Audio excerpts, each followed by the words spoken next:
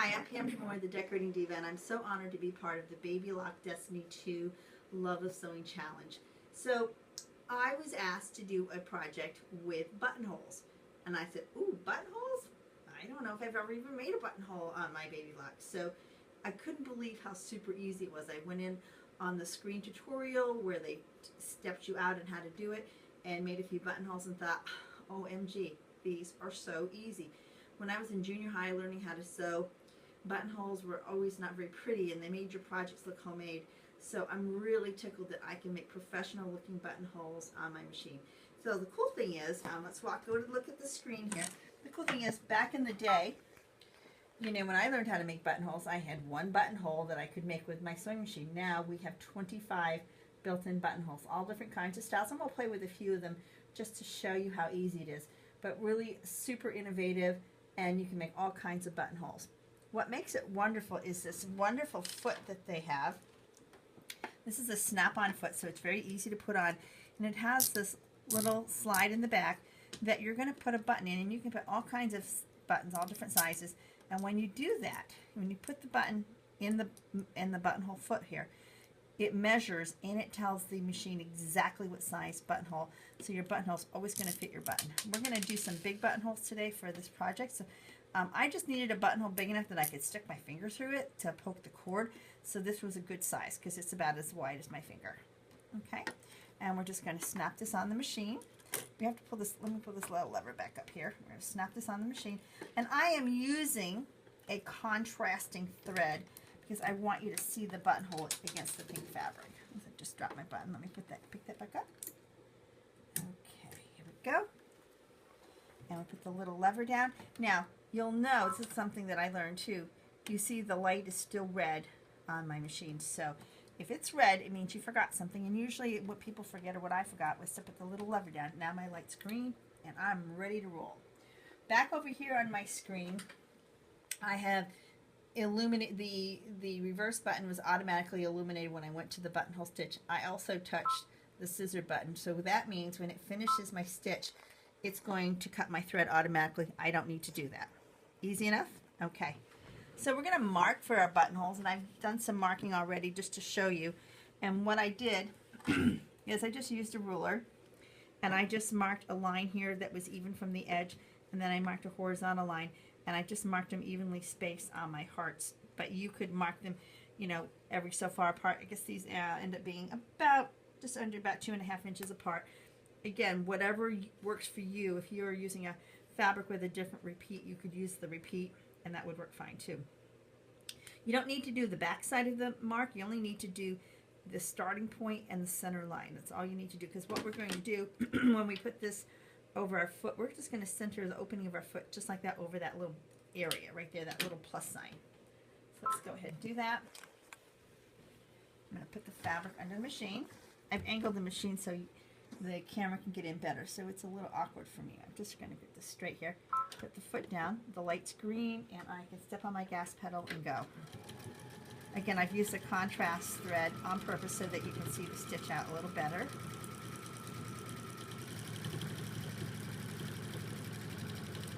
Now I'm holding my foot down on the gas, and I'm not going to let up. And what's going to happen is the buttonhole will finish all by itself. Did you hear that clicky sound? That's the thread being cut. So my foot's still down. I didn't let my foot up. I can let my foot up now. And now we have a perfect buttonhole.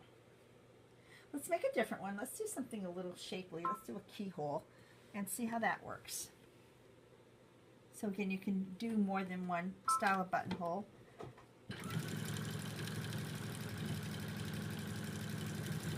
I love that it does the little basting stitch before it zigzags. That's a little stabilizing stitch.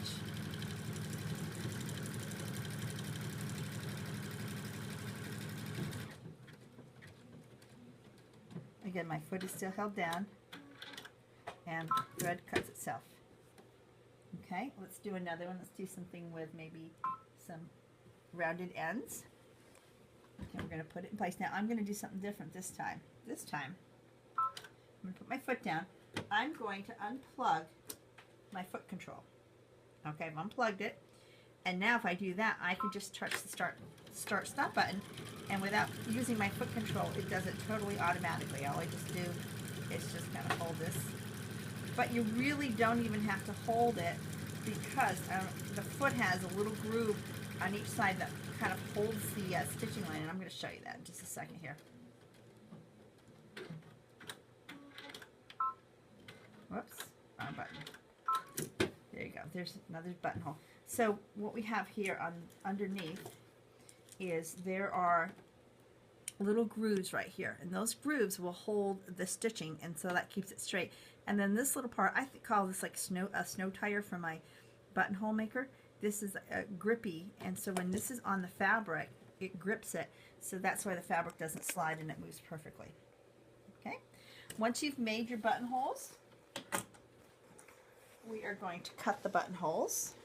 And here's some buttonholes that I've actually made for an actual pillow project.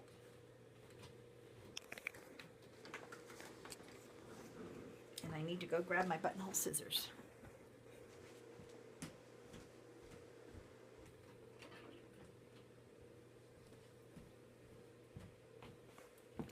These are buttonhole scissors. If you've seen these before, they were probably in a sewing box from way back when. And so what you do to cut these is you go inside here and then you just cut like this. And I've already cut these, but I just wanted to show you. So let's use one of the new ones I just cut here. I'm going to go in here. And you cut and you measure with this little screw. You measure how much you're going to cut by screwing this down for smaller buttonholes or back for bigger buttonholes, and it will only cut that much right there, and this part is open so that you don't cut the edge of your garment or the edge of your project, so you can start like that. Aren't those nifty? Buttonhole scissors. Gotta love them, gotta have them. Okay, once this is all lined up, you will line this up over the other side of your pillow section, and what I did was I just marked this with my pen, lined it up, and marked the buttonhole through the cut buttonhole to make the alignment for the other buttonholes so that they all line up now. They all line up nice and evenly.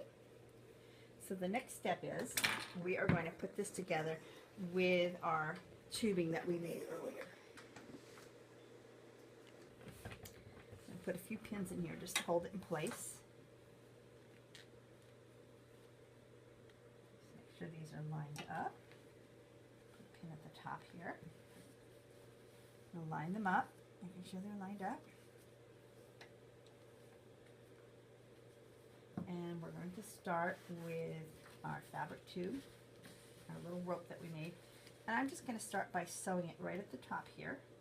Just stitch that down. So I'll put a regular foot on my machine and go back to regular stitching. That little buttonhole lever back up. Put on my open toe foot. Just sew this down.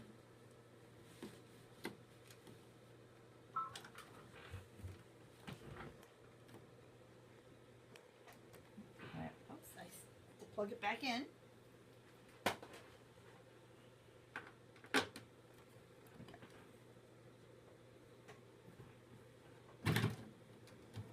And just a little back stitch right there. Now, we're going to pull this through the hole, and we're going to make a loop. And we want that loop to come down to the next buttonhole. And we're going to make it just a little bit farther down. Straight thread there, we're going to cut that. I go down past the other buttonhole, just a little bit. Okay? Then we're going to take the back side. We're going to make a loop, and we're going to poke that through the buttonholes, both of them. And again, we're just going to make it just go down a little bit past the buttonhole. And if you need to adjust it, you can kind of just adjust it by pulling on the others before you get down to that far. You're going to come down. Poke it through. And it's a big loop this time, so let me pull some of this back. Make sure it's past. That's good.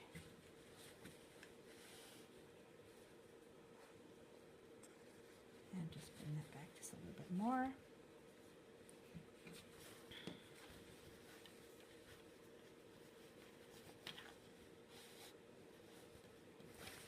Pull that up just a little bit. And do the last one.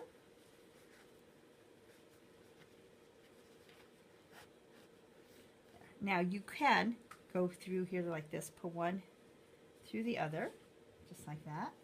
And you can go all the way down, and you could put your button here. But I thought if I put it there, I won't see it as well as if I put it in the middle. So what I ended up doing was going back up this way. Okay, let's make this just a little bit bigger here. And going into this one and then bringing this across, and then I would add my decorative button on here. And that's how we did that decorative front using our buttonhole finish. So join me next time when we do our next steps and finish up our pillow. Thank you for joining me. I'm Pam Damour, the Decorating Diva, and I hope you enjoy sewing on your Destiny 2 as much as I do. And just try those buttonholes and have some fun with them.